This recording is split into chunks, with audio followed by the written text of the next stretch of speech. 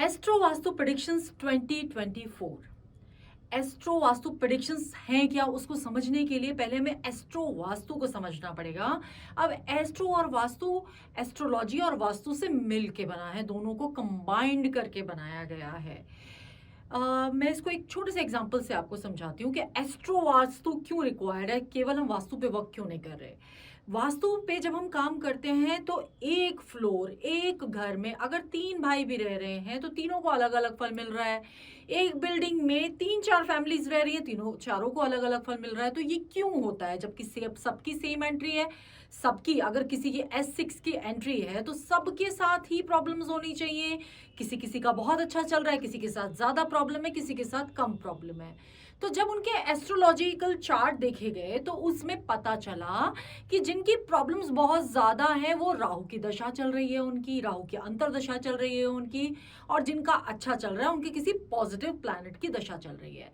तो होता क्या है कि एस्ट्रोलॉजी में जो भी आपकी प्लैनेटरी पोजीशन होती है, जो दशाएं चलती हैं, अकॉर्डिंगली आपका जो वास्तु होता है उसमें आपको उसके फल मिलने लगते हैं। वो अच्छे भी हो सकते हैं और बुरे भी हो सकते हैं। तो दोनों चीजें कंबाइंड होके चलती हैं। कई बार आपका एस्ट्रोलॉजिकल चार्ट बहुत स्ट्रांग है मगर आपने अपने घर के वास्तु में कुछ गलतियां कर रखी हैं जो आपको नहीं पता है, तो आपको उधर बेनिफिट्स मिलने कम हो जाते हैं। इसलिए दोनों को कंबाइंड करके काम करते हैं, उसको हम कहते हैं एस्ट्रो वास्तु। अब एस्ट्रो वास्तु प्रेडिक्शंस, अब एस्ट्रो वास्तु प्रेडिक्शंस क्या है। अब मान लीजिए किसी की पत्री में उसका सूर्य वीक है तो हमने उसको एस्ट्रोलॉजी के हिसाब से, उसके एस्ट्रोलॉजिकल चार्ट के हिसाब से उसको सूर्य की remedies they the. But on the other hand अगर वो ईस्ट उसका वीक है और उसका घर में हम देखें तो हमें अगर उसकी ईस्ट के डायरेक्शन में भी हम सूर्य को स्ट्रॉन्ग कर देते हैं तो उसके एस्ट्रोलॉजिकल चार्ट और वास्तु दोनों से वो बैलेंस हो जाएगा, दोनों तरफ से उसको बेनिफिट्स मिलने लगेंगे। तो यही हम लेके आ रहे हैं। अब प्रेडिक्शंस में क्या है कि अब जैसे 2024 आ रहा है, 2024 में हर एक राशि, मेष राशि, कुंभ राशि, सारी राशियों के लिए हम अलग अलग उनको कौन सी दिशाओं पे ध्यान देने की जरूरत है। क्योंकि आपके जब हम 12 घर की बात करते हैं, जो कि आपको स्क्रीन पे दिख रहा है, जब हम 12 घर की बात करते हैं तो हर एक घर में एक डायरेक्शन भी होती है। तो वो कौन सा घर आपका इस साल में वीक हो रहा है, कहाँ आपको ध्यान देने की जरूरत है, तो हम उस डायरेक्शन पे बात करेंगे। और कौन से घर से आप बेनिफिट ले सकते हो उसके लिए हम उसकी डायरेक्शन की बात करेंगे कि वहां पर आप कुछ ऐसी रेमेडीज करो जिससे आपको बेनिफिट मिलेंगे, आपके एस्ट्रोलॉजिकल चार्ट में भी और आपके वास्तु में भी। नमस्कार दोस्तों, मैं ईशा गोयल, एस्ट्रो वास्तु एक्सपर्ट, आपके लिए लेके आई हूँ 2024 की prediction as per astro vastu. तो सबसे पहले तो आप सबको नव वर्ष की बहुत बहुत शुभकामनाएं। नया साल आपके लिए मंगलमय हो, बहुत सारी अपॉर्चुनिटीज लेके आए और बहुत सारी खुशियां लेके आए। तो अब हम स्टार्ट करते हैं हमारी एस्ट्रो वास्तु सीरीज। तो एस्ट्रो वास्तु सीरीज क्या है, हम इसमें जो बात करेंगे हमारी, आपको कुछ नहीं करना, आपकी पत्रिका D1 चार्ट या आपकी लगन कुंडली इस तरह का एक आपका बना हुआ होगा, वो आपको लेना है। और उसमें 12 घर होते हैं, अगर आप काउंट करोगे तो 12 घर होते हैं, 1 से स्टार्ट करके 12 तक होता है। तो इन 12 घरों में सबसे पहले वाला घर, जो मैं आपको समझाने के लिए मैंने हाईलाइट किया हुआ है कि जो पहला घर है उसमें जो राशि, जो नंबर लिखा हुआ है वो आपको सिर्फ फॉलो करना है। जैसे 1 नंबर अगर यहाँ लिखा हुआ है तो मैं आपको बताऊंगी 1 नंबर राशि मेष या एरीज, उसको आप फॉलो करोगे। तो ऐसे ही जब इसमें चेंज हो जाएगा तो आपका, जैसे आपका अगर 1 नंबर, इसके बाद यदि 2 नंबर आ जाता है तो वो आपका वृषभ हो जाएगा। इस तरह से ये चेंज होते चले जाएंगे, तो आपको अकॉर्डिंगली अपनी राशि फॉलो कर लेनी है। तो अब इसमें क्या है कि एक ये बहुत बड़ी लोगों को एक क्वेरी हो सकती है कि हम घर में तो 4-5 लोग रहते हैं मगर हमें किसका एस्ट्रो वास्तु चेक करना है, किसकी पत्री के अकॉर्डिंग ये रेमेडीज फॉलो करनी है। तो घर का, जिनके नाम से घर हो या जो घर का हेड ऑफ द फैमिली हो, उनके नाम से ये रेमेडीज आपको फॉलो करनी है, जो मैं आपको बताऊंगी। एस्ट्रो वास्तु की सीरीज में आज हम बात करेंगे मेष राशि की। मेष, एरीज मतलब 1 नंबर जो आपके पहले घर में जिनका 1 नंबर लिखा हुआ है उनकी बात करेंगे। तो एस्ट्रो वास्तु के हिसाब से पहले तो बात कर लेते हैं कि एरीज ये मेष लगन वाले लोग कैसे होते हैं, कैसी इनकी पर्सनालिटी होती है। तो आप ये जो राशि है मेष एरीज, ये मंगल की राशि है, मंगल का व्यक्तित्व होता है।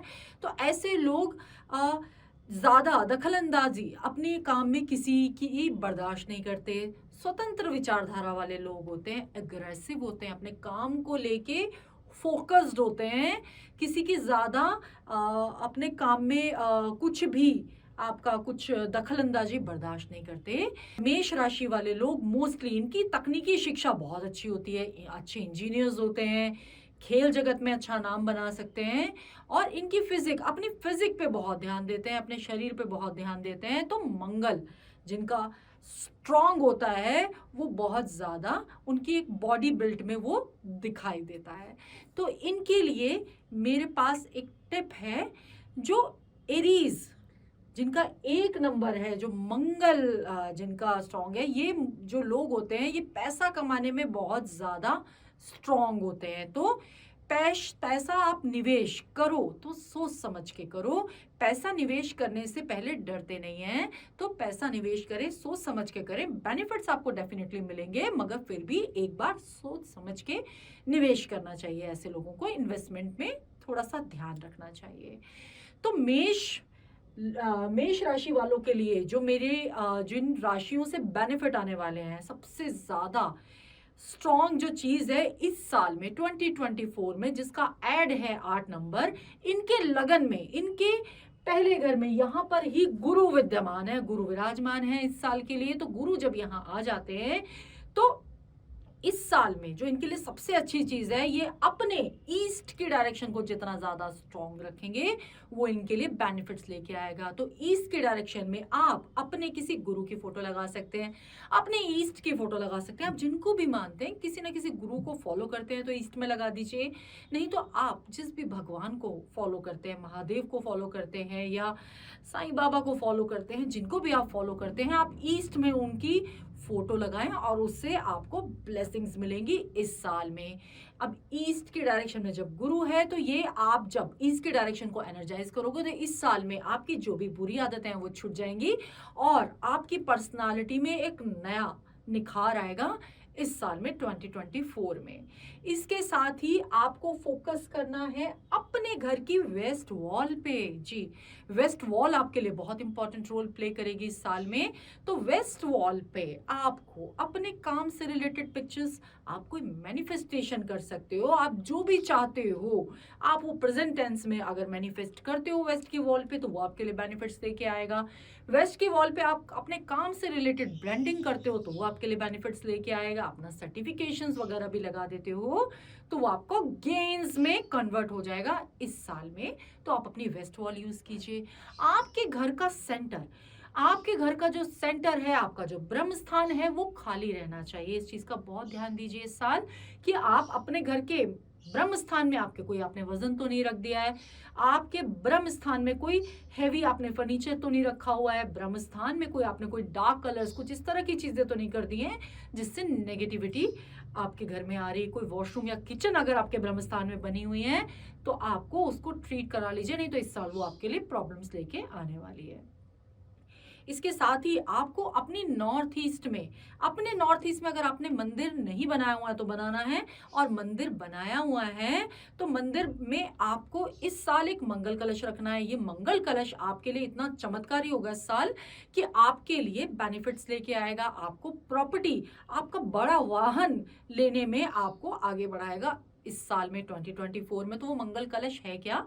मंगल कलश आप एक आपने तांबे के कलश में गंगा जल भर के उसमें एक चांदी का सिक्का डाल के उसको लाल कपड़े से मौली से उसका मुंह बांध के आपको एक तांबे की ही प्लेट में चावल, जो केसर और हल्दी के रंगे हुए चावल हो, उसके ऊपर इस कलश को स्थापित करके अपने मंदिर में छोड़ना है। अगर आपको इस पे वीडियो चाहिए तो आप हमारा इंस्टाग्राम पेज फॉलो कर सकते हैं, उस पे आपको मंगल कलश की पूरी वीडियो मिल जाएगी। तो आपको एक मंगल कलश अपनी नॉर्थ ईस्ट की डायरेक्शन में स्थापित करना है। इसके साथ ही आपको अपने साउथ ईस्ट के डायरेक्शन पे बहुत ध्यान देना है इस साल। साउथ ईस्ट के डायरेक्शन में अगर आपके कोई पिट बना हुआ है तो आपके लिए प्रॉब्लम है। साउथ ईस्ट के डायरेक्शन में अगर आपका मंदिर बना हुआ है तो उसको हटा के नॉर्थ ईस्ट में ले जाइए, नहीं तो वो आपके लिए इस साल एक्सीडेंट्स लेके आ सकता है। तो आपके साउथ ईस्ट के डायरेक्शन में मंदिर नहीं होना चाहिए। साउथ ईस्ट के डायरेक्शन में अगर आपने कोई नीला रंग लगा रखा है तो तुरंत हटा दीजिए, वो आपके लिए बहुत प्रॉब्लम्स लेके आएगा। साउथ ईस्ट के डायरेक्शन में आपने कोई आपके वॉशरूम बना हुआ है तो उसको ट्रीट करा लीजिए, वो भी आपके लिए नुकसान का कारक हो सकता है इस साल में।